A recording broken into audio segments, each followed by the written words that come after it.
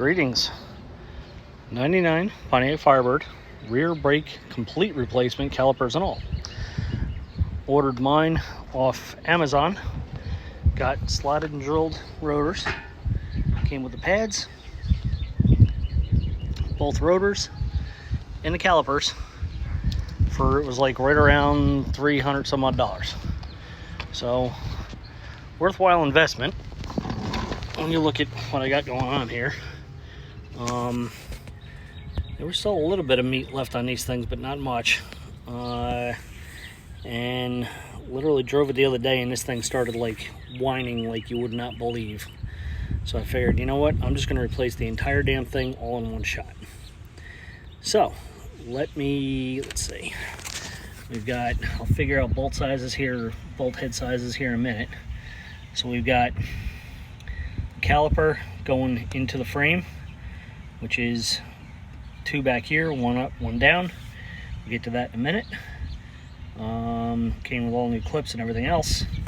Biggest problem I believe I'm going to have is going to be these things here, because of course Mama just took off of my truck, and that's where all of my pliers and everything else are. Unless of course I walk across straight to the garage and go get another set, which is probably what I'm going to have to do.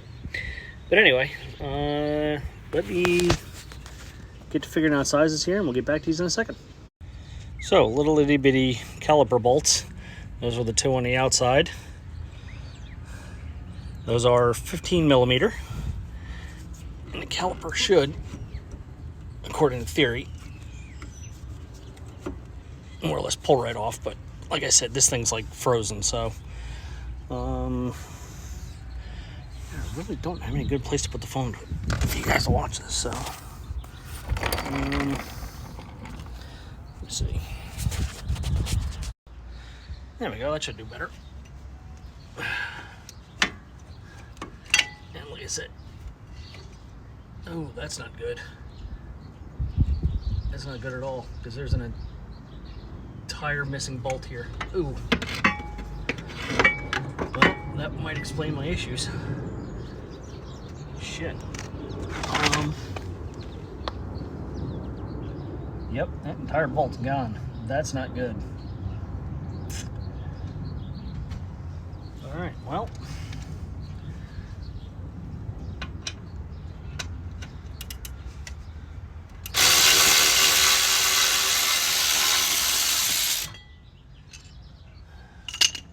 So, even the bolts that hold the bracket in place, 15 millimeter.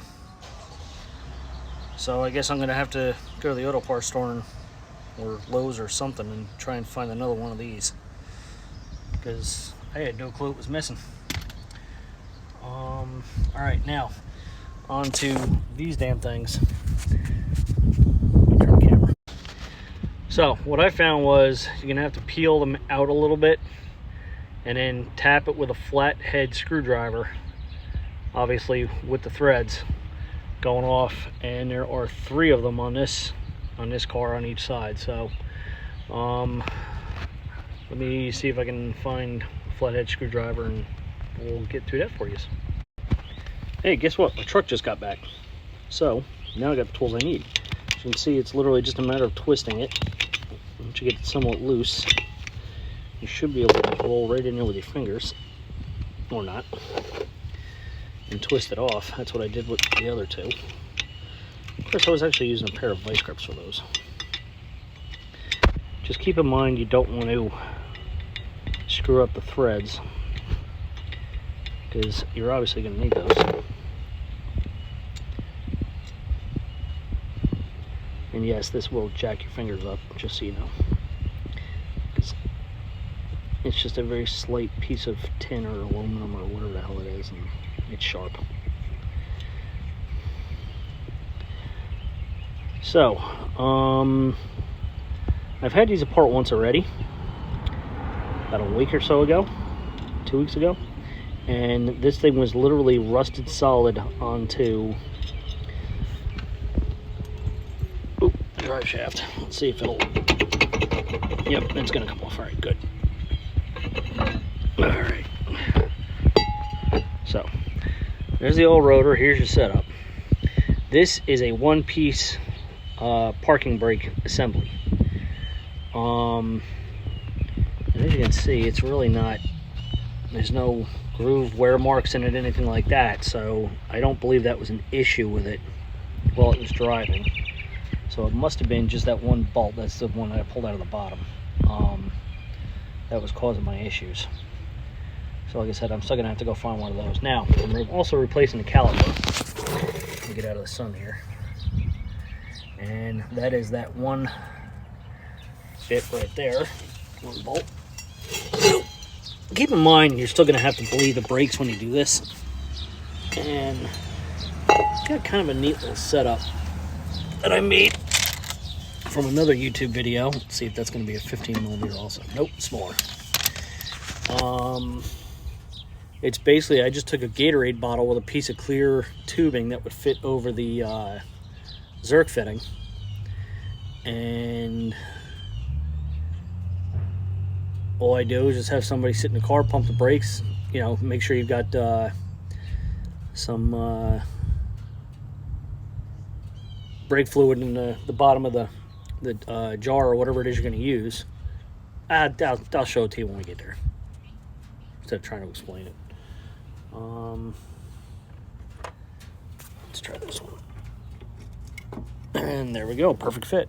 And that is a 13mm. So your brake line to your caliper, 13mm. So we'll drop that one right there. All right. Actually, that's pretty much the next thing to do. So let me go bring the new caliper over here. And actually, you know what? I think I'm going to break out the grinder. Try and clean some of this up a little bit, because it just looks nasty. Yeah, about that. So let me break the grinder out, put a sanding disc on it, and try and get some of this cleaned up a little bit. So, quick little trip to AutoZone. Completely forgot about the fact that I needed brake cleaner and rags to clean everything off with. So, I'll get back here in a second.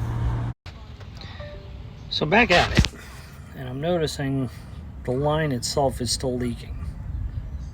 That's the new caliper. So I'm going to try, I guess, tightening down a little bit more on that Zerk fitting, make sure that's not it, and tighten down a little bit more on that bolt where the brake line comes in, and see if that does it. If that doesn't do it, I guess I'm going to have to replace that piece of rubber brake line. So, just encountered something that's probably a common issue. This starts spinning as soon as I try and loosen up on these new ones. So it's literally a 5/8 wrench. There's two sort of flattened parts right there. That holds it in place. And then it's literally...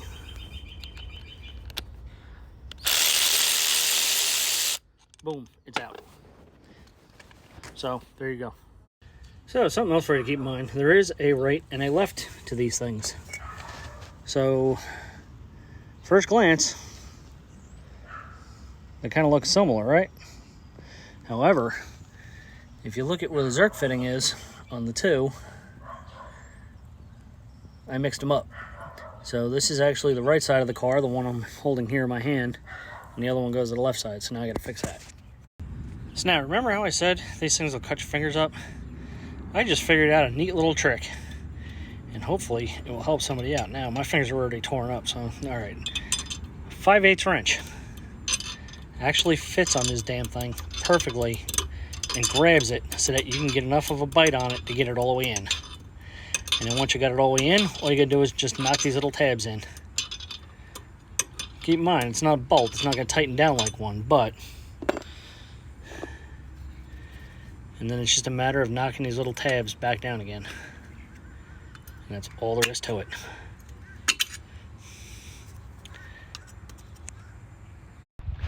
Another little word of the wise. So, remember how I said I had the missing bolt on the right side of the car? Well, according to one of the big named auto parts stores, this was the part number. And it is not. This thing is way too big for the size of the caliper bolt that actually comes stock on this car. So if you're missing one, find another one, take it someplace else, match it up perfectly, don't even screw around with it. So finally found a bolt that matched up. M12 by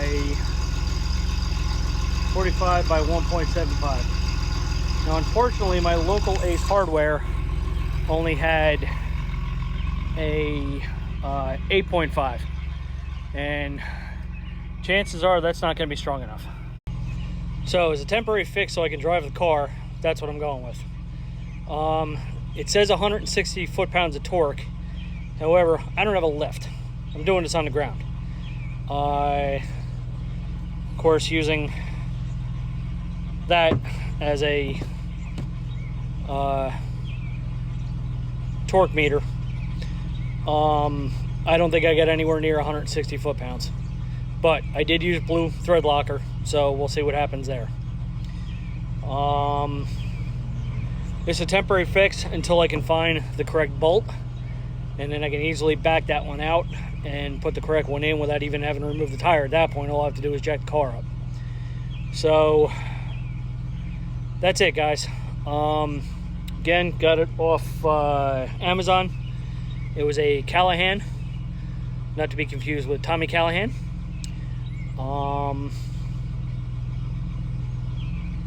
Yeah, so now we got to drive it and see how everything holds together real quick, and I think we should be good to go for a little while.